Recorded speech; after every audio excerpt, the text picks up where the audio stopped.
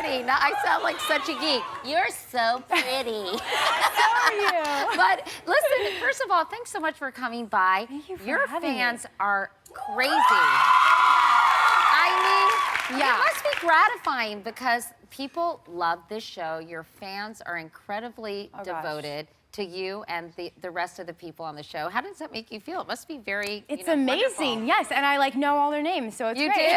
do? And we have somebody who came all the way from Canada to see you here today. Gosh, yay, thank you.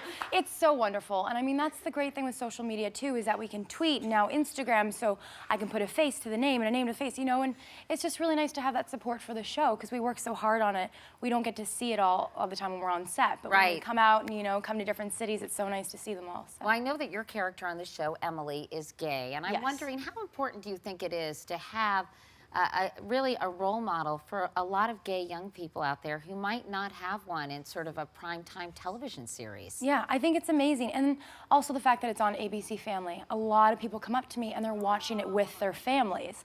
And so having my character be on that, it's kind of like a bridge to this conversation that can begin.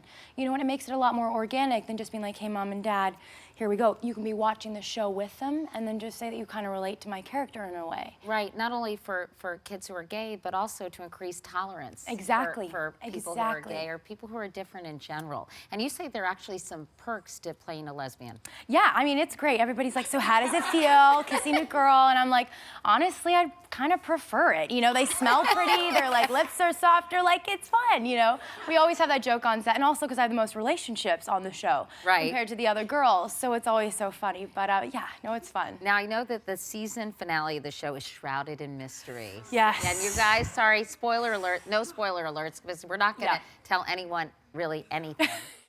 Seeing you here now, you're so obviously poised and self-confident, but I read as a teenager, you really did not feel comfortable in your own skin. You grew up in Toronto. No wonder we have a visitor from Canada. Yes. But what was the situation when you were a teenager? It was brutal. It was, it was hard. I grew up in a predominantly Caucasian neighborhood. All of my friends, had blonde hair, blue eyes, very fair-skinned. And, I just completely wanted to be like them. I felt like an outcast. When I would explain my race or my background, the only way that they could put two and two together was like, oh yeah, you're Filipino, my nanny's Filipino. And I was like, yeah, okay, that's amazing, but we don't all have to look the same here. But I felt like I did, so I would completely, bleach blonde my hair, roots to ends, and I got colored contacts, and I look back at these photos and I'm like, what was I doing?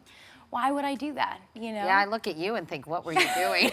Honestly. But it just shows that, it was hard because I think it's very, very hard, especially as a teenager, to feel different. Exactly. And that's why, I say to all the girls, when you're watching the show even, and we have these morning scenes, we have makeup on still. There are false eyelashes on all of our eyes when we wake up in the morning on the show, so no one wakes up like that. It's not about being perfect. It's about celebrating being you and celebrating your uniqueness. I know that, yes. That's good.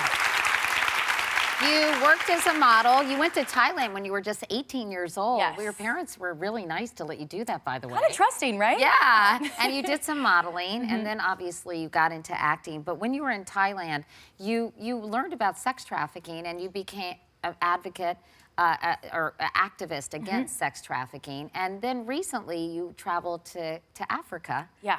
To free the children. Right, and that was an incredibly formative, important experience for you. Yeah, whenever we have our hiatuses, I just kind of jet off. And causes that are close to my heart, I really want to go to where they are, and I want to see what the people are doing over there and what the organizations are doing. So recently I went to Kenya, and it was so amazing. I helped build a school, a wall to a part of a school over there, and I got to meet all the girls from Kisaruni, which is our girls' secondary school.